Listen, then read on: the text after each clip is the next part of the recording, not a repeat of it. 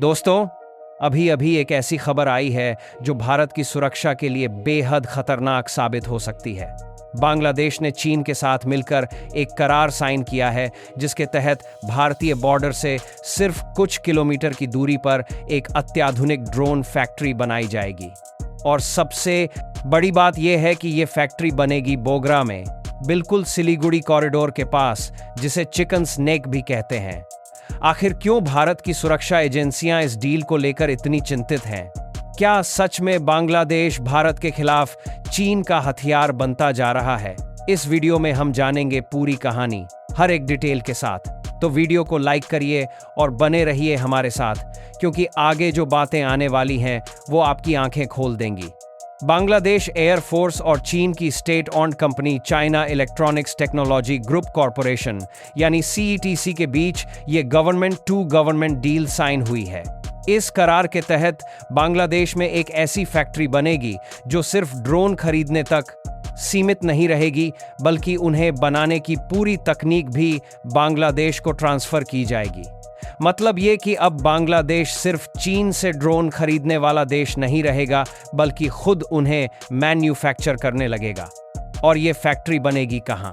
Bogra reason में, new Bogra airbase के बिल्कुल करीब। अब सवाल उठता है कि इसमें खतरा क्या है? दोस्तों, बोगरा की लोकेशन को समझिए।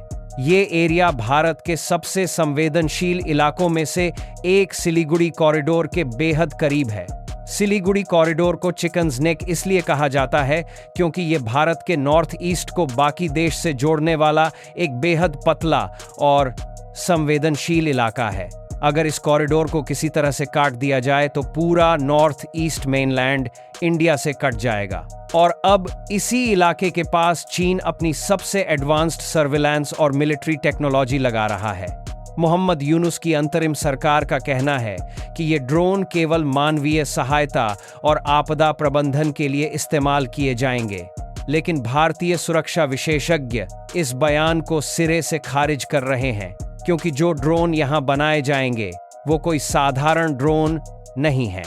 ये है medium altitude long endurance UAV यानी मेल ड्रोन, जो लंबे समय तक हवा में रहकर सर्विलांस कर सकते हैं और स्ट्राइक मिशन भी अंजाम दे सकते हैं।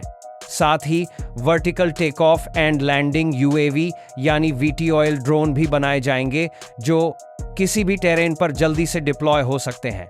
भारतीय सिक्योरिटी सोर्सेज के मुताबिक असली खतरा सिर्फ ड्रोन का नहीं है, बल्कि उनमें लगे चाइनीज सेंसर, सॉफ्टवेयर और डेटा लिंक का है। ये टेक्नोलॉजी हाई रेजोल्यूशन इमेजरी और सिग्नल डेटा कलेक्शन के लिए काम आती है। मतलब चीन अपनी आंखें भारत की सीमा पर लगा रहा है, और वो भी बांग्लादेश के जरिए। ये स्ट्रिंग ऑफ पर्ल्स स्ट्रेटजी का एक हिस्सा है, जहां चीन भारत के पड़ोसी देशों में अपनी मिलिट्री प्रेजेंस बढ़ाकर भारत को घेरने की कोशिश कर रहा है। लेकिन रुकिए, कहानी यहीं खत्म नहीं होती। ये सिर्फ शुरुआत है।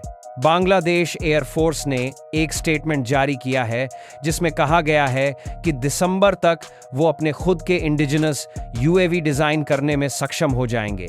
मतलब टेक्नोलॉजी ट्रांसफर इतना गहरा है कि बांग्लादेश जल्द ही खुद से ड्रोन डिजाइन करने लगेगा। और अगर ऐसा हुआ तो ये टेक्नोलॉजी कहां तक पहुंच सकती है? भारतीय सुरक्षा एजेंसियों को डर है कि ये ड्रोन और उनकी तकनीक नॉर्थ ईस्ट के उग्रवादी समूहों तक पहुंच सकती है। सोचिए, अगर ऐसा हुआ तो क्या होगा? अब बात करते हैं बांग्लादेश की स्ट्रेटेजिक पिवट की। दशकों से चीन बांग्लादेश का सबसे बड़ा मिलिट्री हार्डवेयर सप्लायर रहा है, लेकिन अब ये रिश्ता सिर्फ खरीदने बेचने तक सीमित नहीं रह गया है। रिपोर्ट्स के मुताबिक Bangladesh air force 20 Chengdu J-10C vigorous dragon multirole fighter jet खरीदने के लिए $2.5 बिलियन की डील को फाइनलाइज कर रहा है। ये जेट उनके पुराने बेड़े को रिप्लेस करेंगे। मतलब साफ है, बांग्लादेश पूरी तरह से चीन पर निर्भर होता जा रहा है और भारत से दूर होता जा रहा है। मोहम्मद यूनुस की अंतरिम सरकार के आने के बाद से ये ट्रेंड और तेज हुआ है। भारतीय सुरक्षा सूत्रों का कहना है कि यूनुस ने ग्रेटर बांग्लादेश के नक्शे हाईलाइट किए हैं, जिनमें भारतीय क्षेत्र भी शामिल हैं। ऐसे में चीनी सर्विलांस टेक्नोलॉजी को एक संवेदनशील पड़ोसी के हाथों में देना भारत के लिए बेहद खतरनाक साबित हो सकता है। ये सिर्फ एक मिलिट्री डील नहीं है, बल्कि एक स्ट्रैटेजिक शिफ्ट है जो पूरे साउथ एशियन जियोपॉलिटिक्स को बदल सकता है। साइनिंग सेरेमनी ढाका कैंटोनमेंट में बांग्लादेश एयर फोर्स हेडक्वार्टर्स में हुई थी, जिसमें air chief marshal Hasan Mahmood Khan और चाइनीज एम्बेसडर याओ वैन मौजूद थे। इतने हाई प्रोफाइल अधिकारियों की मौजूदगी इस डील की अहमियत को और बढ़ा देती है। ये दिखाता है कि दोनों देश इस पार्टनरशिप को कितनी गंभीरता से ले रहे हैं। अब सवाल यह है कि भारत इसके जवाब में क्या कर सकता है। क्या हम बांग्लादेश को चीन की ओर जाने से रोक सकते हैं, या फिर हमें अपनी सीमाओं की सुरक्षा को और मजबूत करना होगा? एक बात तो साफ है कि भारत को अपनी डिफेंस स्ट्रेटजी में बदलाव लाने होंगे। सिलीगुड़ी कॉरिडोर की सुरक्षा अब पहले से कहीं ज्यादा महत्वपूर्ण हो गई है। सर्विलांस सिस्टम को अपग्रेड करना होगा और काउंटर ड्रोन टेक्नोलॉजी में निवेश बढ़ाना होगा। ये सिचुएशन हमें एक बड़ा सबक सिखाती है कि रीजनल डिप्लोमेसी कितनी नाजुक होती है। बांग्लादेश, जो कभी भारत का करीबी साझेदार था, वो अब चीन की तरफ झुक रहा है। पाकिस्तान तो पहले से ही चीन का करीबी सहयोगी है। श्रीलंका में भी चीनी प्रभाव बढ़ा है। नेपाल और म्यांमार में भी चीन अपनी उपस्थिति मजबूत कर रहा है। स्ट्रिंग ऑफ पर्ल्स अब सिर्फ एक थ्योरी नहीं रह गई है, बल्कि हकीकत बनती जा रही है। इस पूरे मामले में सबसे बड़ी चिंता यह है कि ये ड्रोन प्लांट सिर्फ डिफेंस प्रोडक्शन तक सीमित नहीं रहेगा। इसका इस्तेमाल इंटेलिजेंस गैदरिंग के लिए भी हो सकता है। चीन अपने सेंसर और सॉफ्टवेयर के जरिए रियल टाइम डेटा कलेक्ट कर सकता है। हर बार भारत ही जाना होगा। मूवमेंट, हर ट्रूप डिप्लॉयमेंट, हर इंफ्रास्ट्रक्चर डेवलपमेंट चीन की नजरों में होगी।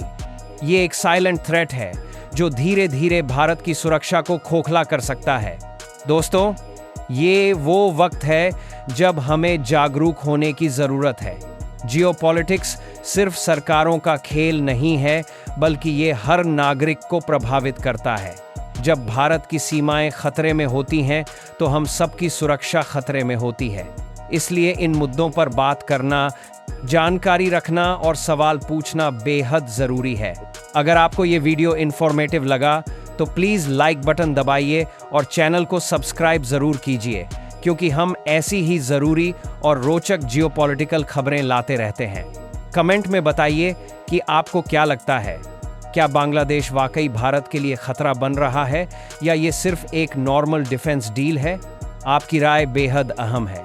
शेयर भी करिए ताकि ज़्यादा से ज़्यादा लोगों तक ये जानकारी पहुंच सके। मिलते हैं अगले वीडियो में एक और दिलचस्प टॉपिक के साथ। तब तक के लिए जय हिंद।